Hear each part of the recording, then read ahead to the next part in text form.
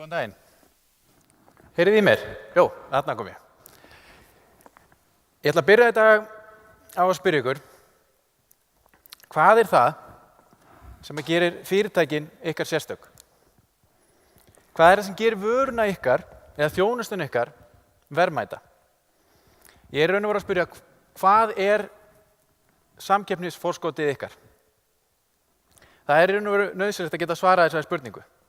Það skiptir ekki máli hvort þau eru með hugbúnaðarfyrirtæki, starfið í upplýsingatækni, eru hönnuðir, eigið húsgagnaverslun eða eru í orkubransanum. Ef þið eigið vandræði með að svara þessari spurningu, þá mæli ég með því að þið endurhugsið viðskiptaáætlunin ykkar. Ef ekki, þá eru þið búin að taka fyrsta skrefið í að vernda ykkar helstu verðmæti og hugverk. En hvað er það sem gefur fyrirtæki samkeppnisforskot? Þetta snýst allt nýsköpun. Hugmyndir, þekking og nýsköpun hafa alltaf verið kraftmikið afl í efnahagsþróun. Við sjáum að náttúruauðlindirnar sem við eigum, þau hafa verið til í ár og aldir. En aðeins röð bylgna af hugviti og hagnýta nýsköpun hefur gert okkur kleift að nýta auðlindirnar okkar á afkastamikinn hátt. Það skiptir ekki máli hvort við sem að tala um ofurtölvur eða háþróuð lyf. Það er þessar kynslóðir af hugmyndum sem hafa gert okkur kleift að búa til þessar vörur sem geta breytt efnahagshorfum þjóðar. Nýsköpun, hugmyndir, rannsókn og þróun, þetta hefur verið undirstaða framfara, ekki aðeins síðastliðin ár, heldur lykillinn af framþróun í þúsundir ára. Samfélög hafa þrifist, þar sem sköpunarkraftur hefur þrifist. Ef við horfum til dæmis til mannsins, hann kom fyrst fram á sjónarsviðið fyrir það bil 200.000 árum. En fyrir 50 til 70.000 árum þá gerðist eitthvað. Á aðeins nokkru þúsund árum urðu gríðarlega framfarir hjá manninum. Hraði nýsköpunar, fjöldi uppfinninga og hugmynda jókst gríðarlega. Á innan við 10.000 árum var búið að þurrka út neanderdalsmanninn sem var þó sterkari og með stærri heila en maður. En maðurinn hafði betur. Hvað gerðist? Það sem maðurinn hafði umfram neanderdalsmanninn, það sem gerðist fyrir þessum 50.000 árum og það sem oft kallaði því óheppilega nafni hið stóra stökk fram á við, var að hann þróaði sköpunargáfu og samskipti. Aðstæðurnar breyttust á þann veg að fólk tók að skiptast á vörum og hugmyndum og kom upp kerfi trausts sem skapaði aðstæður þar sem sköpunargáfa þreifst og dafnaði. Það sem gerðist að sögn líffræðingsins Robert Wright er að 3 skilyrði voru uppfyllt sem virka sem hvatar á hugmyndir og þar af leiðandi af nýsköpun og hagsæld. Þau voru að viðskipti voru sjálfviljug, að báðir aðilar hagnist að viðskiptunum, það er svona win-win situation sem ég segja, og samkeppnin, það var samkeppni þar sem besta varan eða þjónustan sigraði. Þannig í staðinn fyrir að berja eitthvað í hausinn og hrifsa til sín verðmætin, það var samstarf, þar sem báðir aðilar högnuðust. Þetta er í raun og veru sama á Adam Smith sagði í Wealth of Nations. Þetta er aðstæðurnar sem leiða úr læsingi gríðarlegt afl nýsköpunar. Sköpunargáfa er sem sagt lykillinn að langtíma árangri hagkerfa og sanngjörn viðskipti eru lykillinn að sköpunargáfa. Í stuttu þá er hugmyndin að gera sjálfviljug viðskipti við ókunna besta hugmynd mannsins. Við fórum á því að stunda viðskipti við þá sem stóð okkur næst, þar sem ekki var lengur fyrirgefið að vara eða þjónusta var léleg. Aðilar urðu að standa sig og varan varð að standa undir sínu. Þetta hefur átt við síðustu 100 árin, síðustu 1000 árin og þetta á ennþá við í dag. Enda sjáum við það að farsælustu lönd heims eru ekki þau sem eru með mestu náttúrulegu auðlindirnar. Heldur eru það löndin sem ná að uppfylla þessi 3 skilyrði. Annars væri Sviss, Singapúr, Japan ekki að meðal fremstu hagkerfa heiminum í dag. Viðskipti á þessum forsetum er lykillinn að hagsæld í samfélaginu. En hvar eru við í dag? Hagkerfin hafa svo sannarlega breyst og verðmætustu fyrirtæki heims líta allt öðruvísi út en þau gerðu fyrir 100 árum síðan eða 40 árum síðan. Sjáum aðeins verðmætustu skráðu fyrirtæki í heimi. Apple, Alphabet, Microsoft, Amazon og Facebook. Fyrir utan það að vera tæknifyrirtæki í Bandaríkjunum, hvað eiga þau sameiginlegt? Þetta eru fyrirtæki þar sem megin uppistaða verðmæta fyrirtækjanna eru óáþreifanlegar eignir. Þau eru algjörlega undir þekkingu, hugviti og orðspori komin. Tökum vörumerki sem dæmi. Verðmætustu vörumerki heims eru $100 milljarðar virði og slær oft upp í helming verðmæta fyrirtækjanna. Við sjáum það hérna með Google. Þessi fyrirtæki eiga það öll sameiginlegt að áþreifanlegar eignir þeirra skipta litlu sem engu máli. Það eru að minnstakosti ekki uppistaðan í verðmætum og svo sannarlega ekki það sem gefur þeim samkeppnisforskot. Þetta er ekki það sem gerir þau sérstök. Þetta er breyting sem átt sér stað á síðustu 20-30 árum. Í dag er þekking orðin svo miklu stærri hluti af framleiðslu. Þetta er þekkingarhagkerfið. Við sjáum að hagkerfin er að breytast. Hugverk og önnur óáþreifanleg verðmæti eru talin vera 80% af verðmætum fyrirtækja í dag. Fyrir 40 árum síðan þá voru áþreifanlegar eignir, sem voru verksmiðjur, búnaður, hrávara og fasteignir 80% verðmæta. Í dag er þetta 20%. Ef við sjáum markaðsverðmæti S&P 500, sem eru 500 verðmætustu fyrirtæki í heimi, í Bandaríkjunum, eru óáþreifanlegar eignar 87%.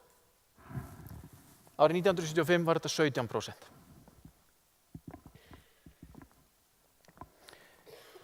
Við erum að horfa á færslu úr áþreifanlegum verðmætum sem voru uppspretta arðmyndunar yfir í verðmæti sem eru afurðir hugans. Þessi óáþreifanlegu verðmæti og þá sérstaklega hugverk eru í æ meiri mæli uppspretta hagvaxtar.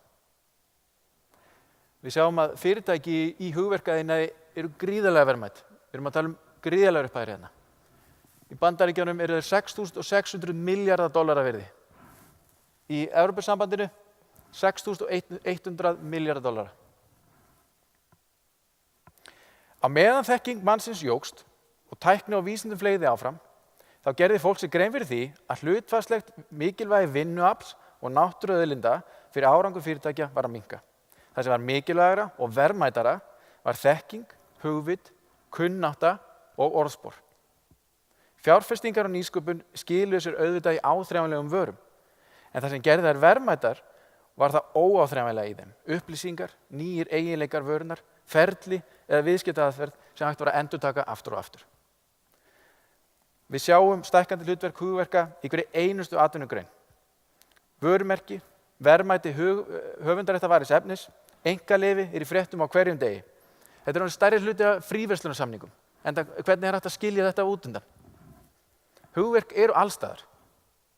Hugbúnaðargeirinn til dæmis er gríðarlega stór hluti af hagkerfinu. Beint eða óbeint stendur hugbúnaðargeirinn undir 7,4% af hagkerfi ESB. Þetta eru 910 milljarðar evra. 5,3% allra starfa, eða 11,6 milljón störf. Þetta er meira en þjóðarframleiðsla 23 af 28 löndum ESB. Tekjur og rekstur fyrirtækja er að breytast á sama tíma. Fyrirtæki er að setja meiri pening í rannsókn og þróun.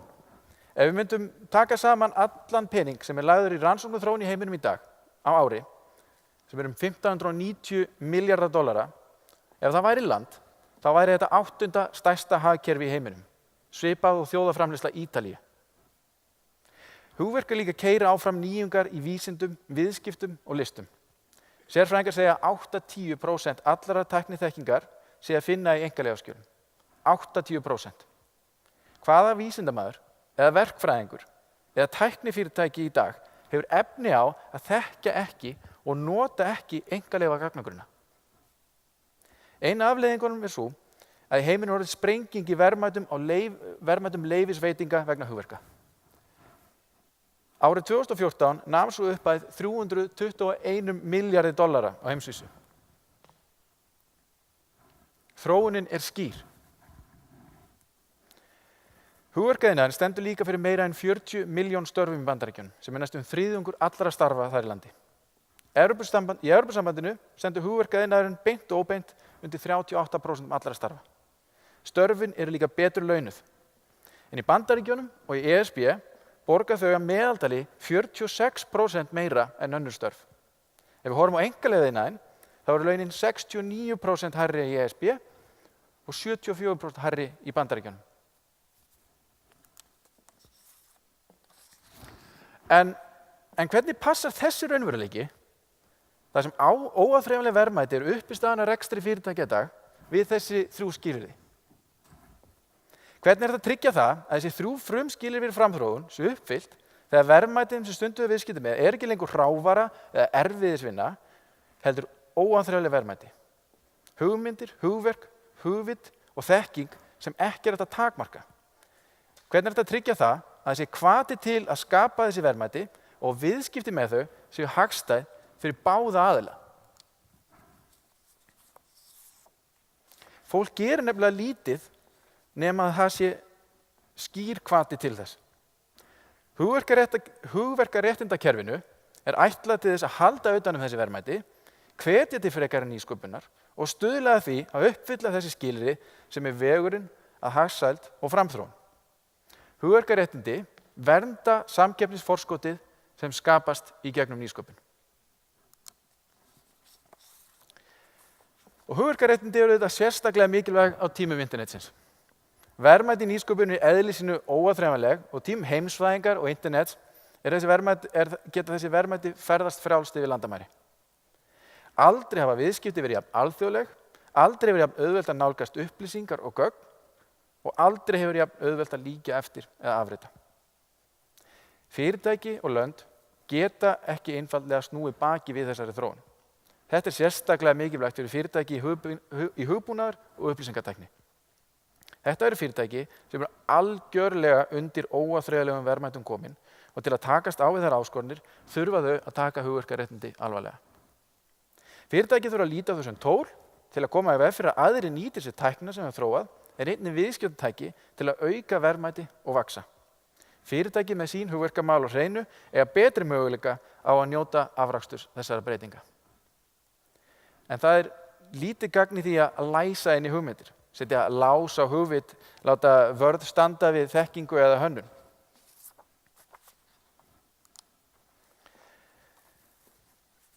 Það er því nauðsynlegt að taka strategískar ákvarðanir varðandi hugverkaréttindi snemma í viðskiptaferlinu. Þá þarf að bera kennsl á hugverkin og og taka ákvörðun hvað á að gera næst, hvort sem að það sé verið að skrá eða ekki. Einnig, hvenær er best að grípa til aðgerða. Ef við horfum á til dæmis orðspor og viðskiptavelvild fyrirtækja. Þetta eru oft, eins og við sáum með vörumerkin áðan, verðmætustu eignir fyrirtækja. Í dag, auðvitað, þegar við tala um auðkenni og branding og þess að þar sem við tökum Apple og Nike, þetta er ekki bara vörumerki heldur, þetta oft ímynd, þetta er lífstíl. Það eru vörumerki sem er algjörlega nauðsyn þess að geta haldið utan um þessi verðmæti. Þegar við tölum um verðmæti sem fyrirtæki skapar á hverjum degi, þá er ýmsar leiðir til að vernda hugverkin.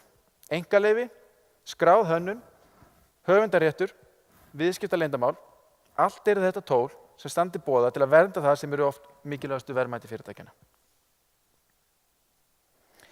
En aftur að virðisauka og samkeppnisforskoti. Hvernig er þetta að nýta hugverkaréttindi til að vernda samkeppnisforskoti sem myndast í gegnum nýsköpun? Ef við tökum dæmi. Ef þið kaupið bjór, þá eru áþreifanlegu verðmætin í einni bjórflösku í raun ekki mikil. Vökvinn sem slíkur kostar ekki neitt. Þetta er bara bygg, vatn, humlar og ger. En aðferðin sem er notuð til að brugga bjórinn getur verið tækni sem er einkaleyfishæf, en hún getur líka verið vernduð sem viðskiptaleyndarmál. Því næsti bjóri settur á flöskur. Vel hönnuð flaska getur verið töluverður virðisauki. Því næst vörumerkið. Það er eitthvað sem segir viðskiptavinum hver þið eruð og hvað þið standi fyrir. Er það fyrir gott bragð? Er það fyrir gæði? Samfélagslega ábyrgð? Orðspor ykkar og ímynd eru geymd í vörumerkjunum sem gefur viðskiptavinum tækifæri á að þekkja ykkur aftur. Eða er það kannski viðskiptaáætlun eða einhver sérstök þekking eða upplýsingar sem gefur ykkur forskot á markaðinum. Það er hægt að vernda sem viðskiptaleyndarmál. Tökum annað dæmi. Hver til dæmis verðmætin í tölvubúnaði? Hrávaran, ál eða kopar er notuð til að búa til vélbúnaðinn. Búnaðurinn eða tæknin til að framleiða vélbúnaðinn getur verið verndaður með einkaleyfi. Kóðinn sem að þið nota til að forrita vélbúnaðinn, hann getur verið varinn með höfundarétti. Hönnunin að útliti vörunar getur verið vernduð með skráðri hönnun. Varan er ennþá meira verið strax og það er komið vörumerki sem viðskiptavinir þekkja og treysta. Eða er það kannski markaðsáætlanir eða viðskiptaferlar sem veita einhver samkeppnisforskot. Þá erum við að tala um viðskiptaleyndarmál. Þetta eru samkeppnisforskotin sem skapast með nýsköpun. Í þessum tveim dæmum sáu hver verðmætin eru og hverjir virðisaukar í hugverkum geta verið. Spurningin er þá, hvar í virðiskeðjunni viljið þið vera og eru hugverkin sem þarf til að vera þar vernduð? Og sem samfélag, hvað er það sem við viljum vera að selja? Viljum við vera að selja hrávöru eða vöru og þjónustu sem byggist á hugverkum en ekki náttúrulegum auðlindum? Í staðins að senda út hrávöru er þetta að senda út unna vöru með hugviti sem skilar meiru. Þar eru verðmætin. Og við sjáum þetta að gerast út allan heim. Það sést vel á til dæmis skráningum hugverka. Árið 2015 voru tæplega 3 milljónir einkalega umsókna lagðar fram í heiminum. Þetta var aukning 8% frá árinu undan. 6 milljón vörumerkja umsóknir. Þetta var 15% aukning. 870.000 umsóknir skráningu hönnunar. Hugverkaréttindi eru undirstaðan af samkeppni í framtíðinni. Hugverkaréttindi eru reglurnar sem leyfa samkeppni á réttlátum grundvelli.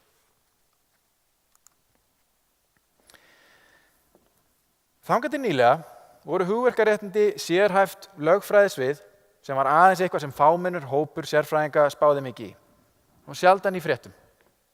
Á síðustu árum hefur orðið stórbreyting þar á, þar sem hagkerfi hafa þróast í að vera byggð á þekkingu. Við sjáum, notum og sköpum hugverk á hverjum degi, bæði í leik og starfi. Hugverk er orðinn stór hluti á okkar daglega lífi. Hugverk eru allstaðar. Þetta verður enn mikilvægari í framtíðinni, því eins og við sjáum þá er þróunin aðeins í eina átt. Og ef við viljum sem samfélag follow the money, þá fer ekki á milli mála í hvaða áttu við eigum að fara. Þetta er iðnaður sem getur séð fyrirtækjum og löndum sem sinna þessum málum rétt fyrir sjálfbærum hagvexti sem reiðir sig ekki á náttúrulega auðlindir og skapar betur launastörf sem er ekki eins viðkvæm fyrir sveiflum í hagkerfinu. Við þurfum í raun að horfa á hugverkaiðnaðinn, hugvit, þekkingu og upplýsingar sem auðlind sem þarf að huga að og stjórna alveg eins og þegar náttúrulega auðlindir að ræða. Það þarf að vera með réttu hvatana til að hlúa að iðnaðinum og skapa og halda utan verðmætin. Þetta er sérstaklega mikilvægt fyrir hugbúnaðar og upplýsingatækni fyrirtæki. Þar sem gjaldmiðlinn er raun og upplýsingar, hugmyndir og þekking frekar en áþreifanleg verðmæti. Árangur ykkar er undir því komin hvort þið náið að nýta ykkur þessi tól. En hvað getið þið gert? Margir halda að hugverkaréttindi séu flókin, en grunnurinn er engin eldflaugavísindi.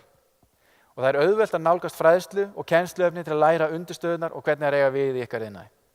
Einkaleyfastofan býður til dæmis upp á ráðgjöf og fræðslu, en einnig er hægt að nálgast rafræna kúrsa á netinu í boði Evrópsku einkaleyfastofunnar og Evrópsku hugverkastofunnar. Þetta er ókeypis og henta öllum frá þeim sem veit ekki neitt upp í sérfræðinga í hugverkarétti. Einnig er mikla þekkingu að finna hjá Alþjóða hugverkastofnuninni, en það er sérstaklega mikið efni sem kafar ofan í ólíkar hlíðar hugverkaréttinda og hvernig þau tengjast inn á ýmsum greinum atvinnulífsins. Það er á meðal hugbúnaðiðnaðinum og upplýsingatækni. Þetta getur ekki aðeins bætt fyrirtækið, heldur getur það gert ykkur að betri starfskrafti sem gefur ykkur persónulegt forskot á atvinnumarkaði seinna meir. Ég ætla að skilja ykkur eftir með 5 ráð.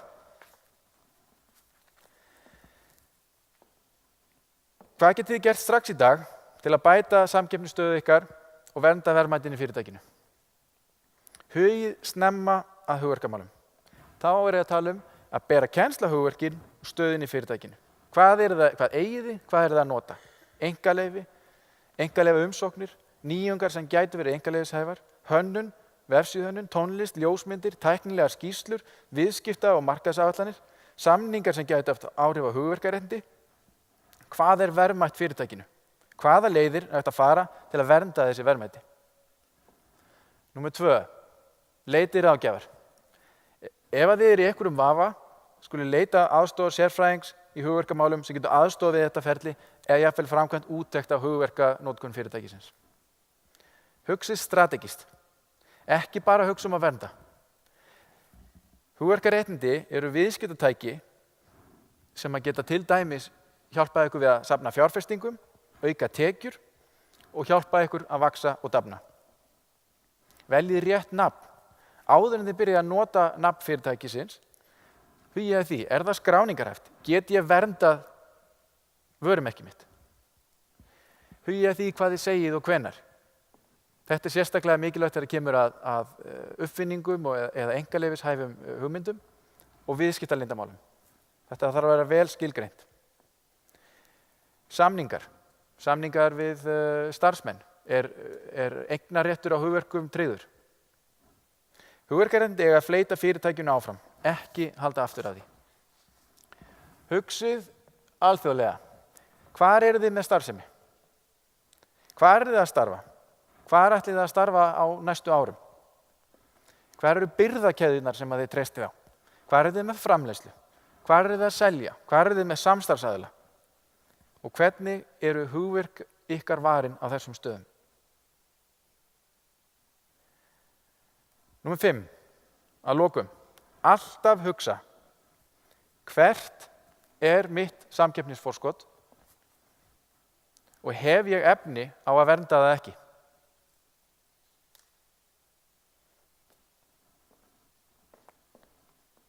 Spurningar?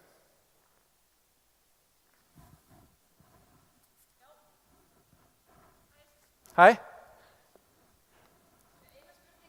Já. Heyrist í mér? Já, ef að ég ætla að skrá fyrirtækið mitt sem vörumerki, hversu langur er svona ferill og hversu kostnaðarsamur er hann, cirka? Veistu það? Ég man nú ekki nákvæmlega tölurnar sko, en það fer náttúrulega eftir því hvað þú ætlar að skrá á mörgum stöðum. Þetta er ekki dýrt, sérstaklega þegar við erum að tala um að þú skráir vörumerki og þá ertu með það skráð í 10 ár sem hægt er að endurnýja þess að seinna meir. En þá ef við erum að tala um í einu landi, erum við að tala um kannski einhverja örfáa þúsundkalla á ári.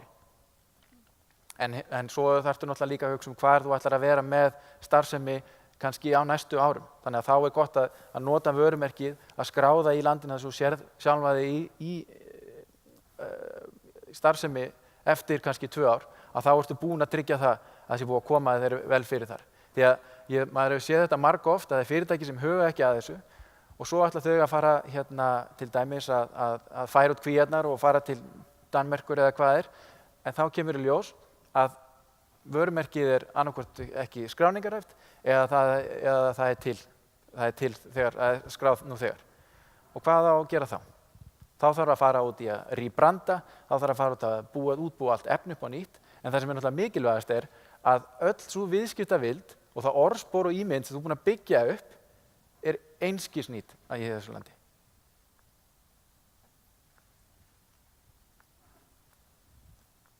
Fleiri spurningar?